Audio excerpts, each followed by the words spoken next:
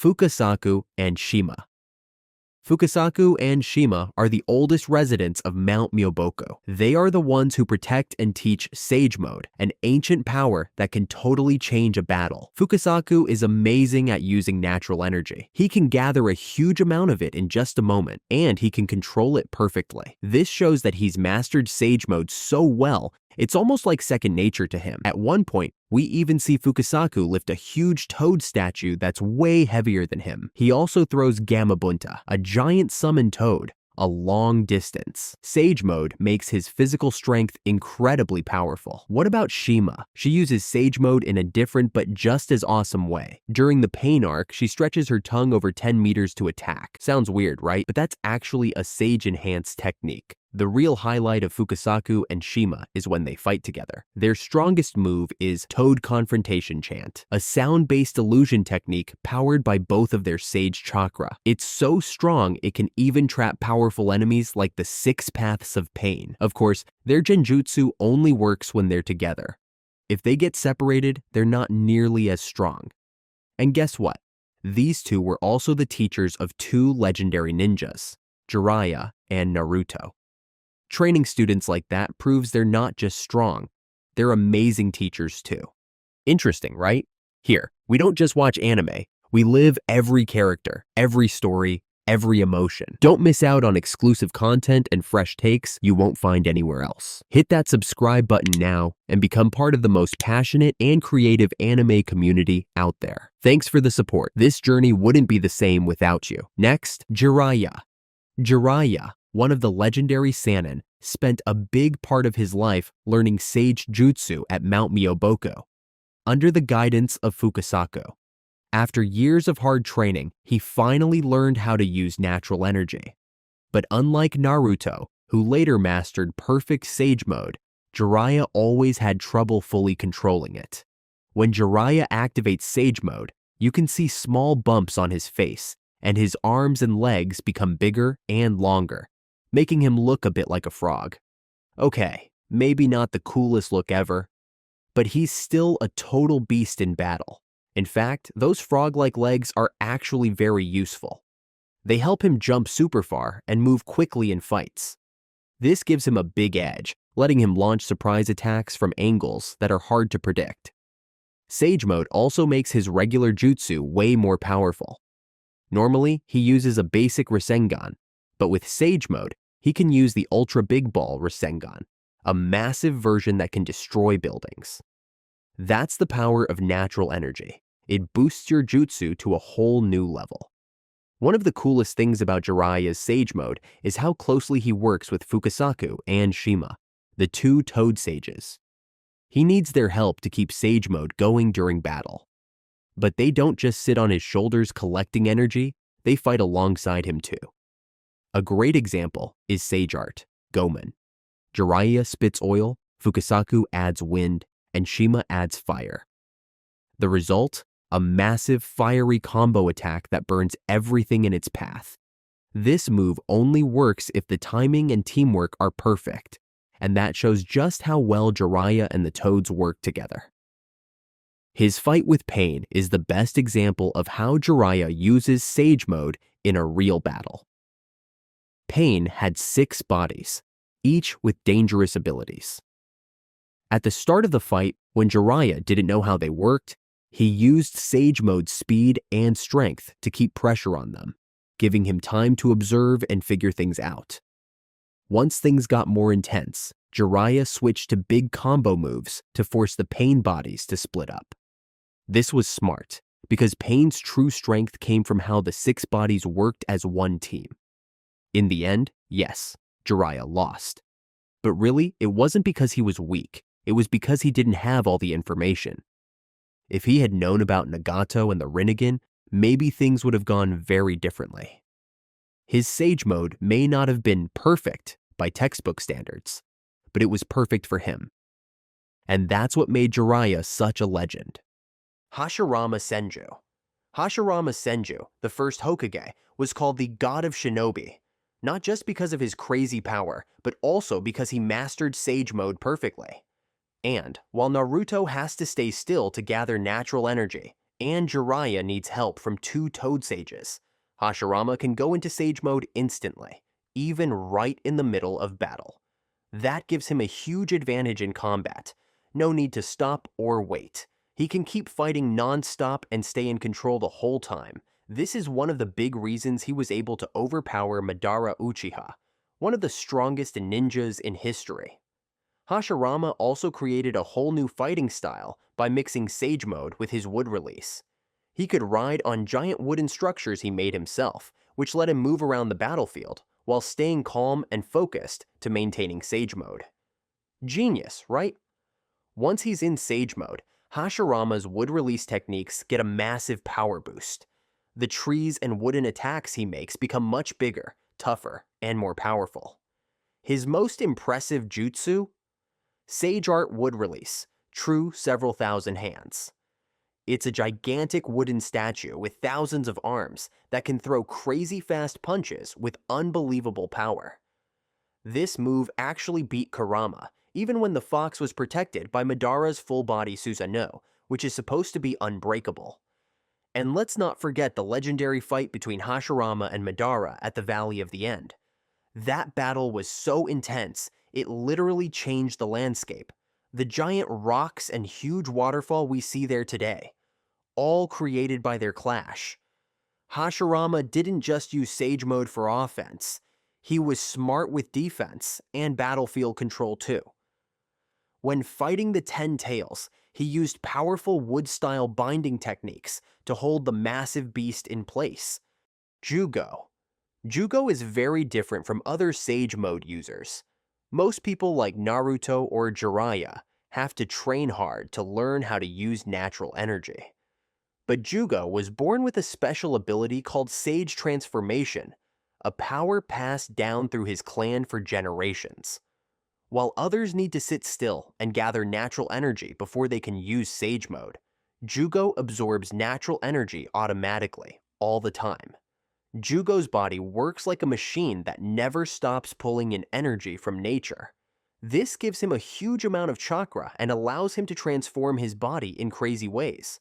But when there's too much energy, he can lose control and go into wild, violent rages.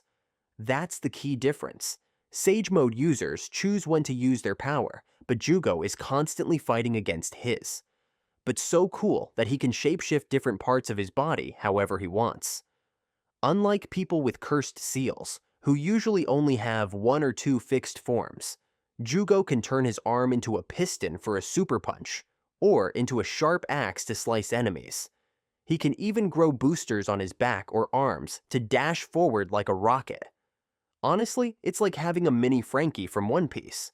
Orochimaru actually used Jugo's body fluids to create the Cursed Seal technique. That's why Sasuke and others could access similar powers when using the Cursed Seal. They're using a copy of Jugo's original Sage transformation. But Jugo is way stronger than the copies. Cursed Seal users can hurt their own bodies and can't stay in that form for too long. Meanwhile, Jugo can transform constantly and shift between forms without damaging himself. He's like the upgraded version that doesn't burn out. Even more interesting, Jugo can heal people with cursed seals by giving them some of his own body tissue. Yeah, it sounds gross, but it shows that he has a special connection to them, like they're all part of the same system. After the war, Jugo survived and kept training. It looks like he's learning to control his Sage powers better, finding a balance between his strength and his mind. So in the end, Jugo isn't just a side character with a strange ability. He's a key part of the Naruto world's power system, a living bridge between pure natural energy and man-made transformation powers. Koji Kashin. Koji Kashin isn't a normal person. He's a scientific creation. He's actually a perfect clone of Jeriah, made by Amato using super advanced tech. Thanks to that, Koji didn't have to train to learn Sage mode. He was born with it, already built in. Unlike normal Sage users who need time to gather natural energy, Koji can enter Sage mode instantly. Because he's an artificial human, he doesn't have the physical or mental limits that real people usually face. That's why Koji's Sage mode is even more perfect than Jeriah's ever was. In Sage mode, Cooji becomes much stronger, faster, and his reflexes go way up. We can see this clearly during his fight with Ishiki Otsutsuki, a god-level opponent. Cooji was able to block and counter one of Ishiki's attacks, which is something very few ninja could ever do. His sensing skills also get a huge boost in Sage mode.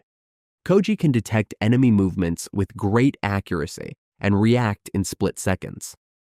That's super important when fighting insanely fast enemies like Ishiki. When it comes to ninjutsu, Cooji can use powerful fire-based jutsu like Sage Art. 5 Fire Gods Fan of Flames. It creates giant flames that even someone like Ishiki has to take seriously. Also, because he can activate Sage mode right away, Cooji has the advantage of surprise. Ishiki probably didn't expect a Kara member to use Sage techniques. That surprise gave Cooji a few key moments to launch big attacks and push the fight in his favor. But there's a catch. Since Cooji is man-made, he might not have the same ability to grow and adapt like natural humans. His power may be strong and perfect, but it could also be limited. He might not be able to break past the level he was designed to have. Kabuto Yakushi. Kabuto used to be Orochimaru's right-hand man, but later, he took things to the next level and became one of the strongest Sage mode users in the entire series. Unlike Naruto or Jeriah, who learned Sage mode through training or talent, Kabuto used science and brains to power up. He injected himself with DNA from Orochimaru and other powerful ninja to make his body strong enough to handle Sage mode. When Kabuto enters Sage mode, his body transforms in a crazy way. He likes to say he evolved from a snake into a dragon. And honestly, he kinda did. His appearance changes a lot. He gets strange markings around his eyes, 4 horns grow out of his head, and a special film called Brill covers his eyes. This Brill makes him immune to visual genjutsu. The biggest difference between Kabuto and other Sage users is this. He can stay in Sage mode, like, forever. Most people need to stop and stay still to gather natural energy. But Kabuto copied Jugo's passive ability to absorb it non-stop. No pause, no cooldown. With Sage mode on, Kabuto becomes a beast. His speed, strength, reflexes, and durability all go way up. In fact, during his fight with Itachi and Sasuke, he held his own against both of them at the same time, 2 of the strongest Uchiha. Kabuto also has an amazing new sense. He can feel everything around him using natural energy. He doesn't even need to see. This helps him dodge attacks and strike with insane accuracy. One of the wildest things he can do is bring non-living objects to life. He can make rocks or tree branches move and attack like they're alive. This gives him all kinds of creative options in battle. It shows just how deeply he understands natural energy and how to use it. Minato Namikaze. A lot of people forget this, but Minato Namikaze was actually really skilled in Sage mode. He could summon Gamabunta, the big grumpy toad, and even stand on his head, which means he had a strong bond with the toad sages from Mount Myōboku since a young age. Minato learning Sage mode is a big deal. It means he had a huge chakra supply and amazing chakra control. 2 things that are super hard for most ninja to master. Even Jeriah, a legendary shinobi, couldn't fully control Sage mode. So when people call Minato a genius, it's not just hype. He truly earned that title, and honestly, Minato was already insanely strong without Sage mode. He invented the Rasengan. He mastered the Flying Thunder God technique, which let him teleport instantly. So just imagine what he could do if he actually used Sage mode with those jutsu. It's scary to think about who could even survive against that combo. But here's the twist. Minato admitted he never used Sage mode in real combat, because his fighting style is all about speed, and gathering natural energy for Sage mode takes time. That delay doesn't work for someone who fights as fast as lightning. So we never really got to see his full power. We can only guess how strong he could have been. If you want an idea, just look at Naruto. Minato's son has Sage mode, tons of chakra, and also has half of Kurama. And Naruto himself said that if Minato were still alive, he'd probably be even stronger than Naruto. Naruto learned Sage Mode and reached a perfect version of it, even better than his teacher Jeriah. Sage Mode gave Naruto a massive boost in power, speed, and durability. He used it to fight Pain, one of the strongest enemies in the series, and managed to defeat all 6 paths of Pain using this form. That battle showed just how powerful Sage Mode really is. One of the special things Naruto learned is Frog Kata, a fighting style that lets him hit enemies with invisible punches powered by natural energy. When you add in his upgraded chakra sensing, Naruto could detect enemies from really far away and always be ready to fight. But mastering Sage Mode wasn't easy for Naruto. Kurama, the 9 tails inside him, made things harder. Because of Kurama, Naruto couldn't fuse with Fukasaku, the Elder Toad, which is normally how sages gather natural energy. So Naruto had to figure out a different way on his own.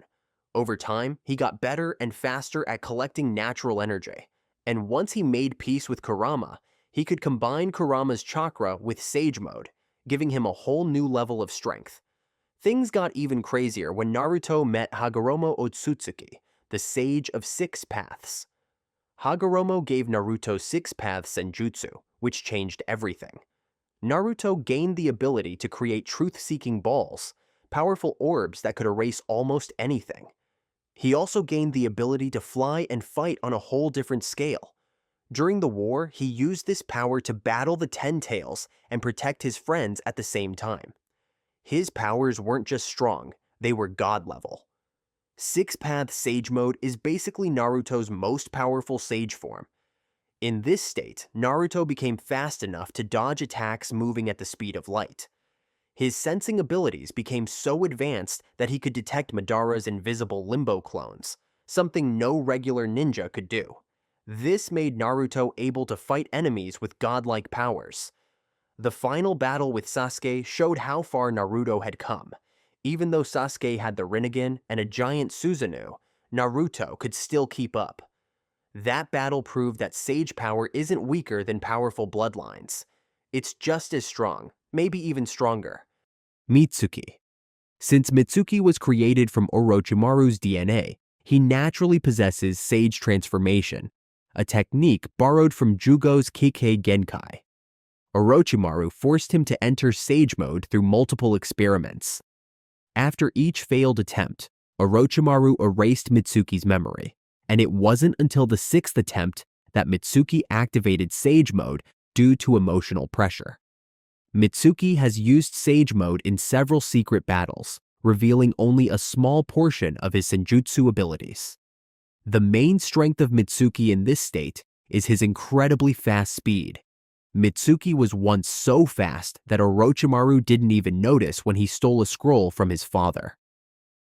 When entering Sage Mode, Mitsuki is surrounded by a cloak of chakra, often accompanied by a swarm of snakes. These snakes extend Mitsuki's attack range and can even bite opponents automatically. Orochimaru has remarked that this state of Mitsuki surpasses even the legendary Sannin. In addition to enhanced speed and agility, Mitsuki gains superior strength and endurance under the influence of Sage Transformation. His soft physique modification is also enhanced, allowing him to stretch his body much farther than before. Mitsuki didn't learn Sage Mode from sages. His power comes from the genetically altered Sage Transformation. This makes his strength unstable, as his body cannot handle the strain of both Sage Mode and Sage Transformation for extended periods. However, over time, Mitsuki has strengthened his ability to endure the side effects of Sage Mode. He can maintain this state for longer periods without causing severe damage to his body. Mitsuki's fighting style is really unique because he mixes Sage powers with snake-based jutsu, like Snake Lightning. He can switch between different types of attacks really smoothly, from fast close-range combat to long-range strikes using chakra snakes.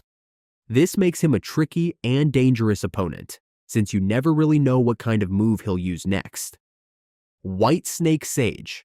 The White Snake Sage is the ruler of Ruchi Cave, one of the 3 legendary locations in the Naruto world.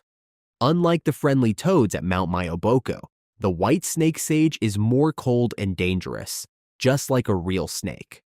She teaches Sage Mode in a very different and intense way. Instead of letting you slowly gather natural energy, she bites you and injects it straight into your body. If you can't handle the power and balance it with your own chakra, you'll turn into a snake, and she'll eat you. Brutal, but effective. Her teaching style is all about survival of the fittest. If you can survive her harsh training, it means you're strong enough to become a true sage. She believes mastering Sage Mode takes quick thinking, strong instincts, and serious control. In the anime, the White Snake Sage has some extra abilities not shown in the manga. She can use genjutsu to create powerful illusions, and she can even speak through other snakes, sending her thoughts into someone else's mind. Even though she's super powerful, the White Snake Sage doesn't usually fight. She's more of a wise teacher than a warrior. Gamakichi. Gamakichi is part of the younger generation of toad sages from Mount Myōboku. He's the son of Gamabunta, and he has the ability to sense the flow of natural energy. Even though he can't fully use Sage Mode like Fukasaku or Shima, Gamakichi still shows a strong understanding of how senjutsu works. He can explain how natural energy moves and how it should be controlled. He's still young, so it makes sense that he hasn't mastered Sage Mode yet, but that also means he has a lot of potential to grow stronger in the future. Thanks to his background at Mount Myōboku and his close bond with Naruto, Gamakichi is slowly becoming an important figure in the world of sage arts. Gamamaru. Gamamaru, also known as the Great Toad Sage, is the oldest and most respected toad in Mount Myōboku. We mostly see him in the anime, but he's actually the one who taught senjutsu to Hagoromo and Hamura Otsutsuki. These 2 brothers later used that knowledge to defeat their mother, Kaguya, who was trying to destroy the world. Without Gamamaru's training, they might not have had the power to stop her. So in a way, Gamamaru helped shape the entire shinobi world. Most of what we know about him focuses on his role as a teacher, not as a fighter. We don't really see him in battle, so it's hard to measure how powerful he really is. But the fact that he trained 2 of the strongest people in history proves he's an incredible sage. Alright, that's it for today. Thanks for watching, and we'll see you next time.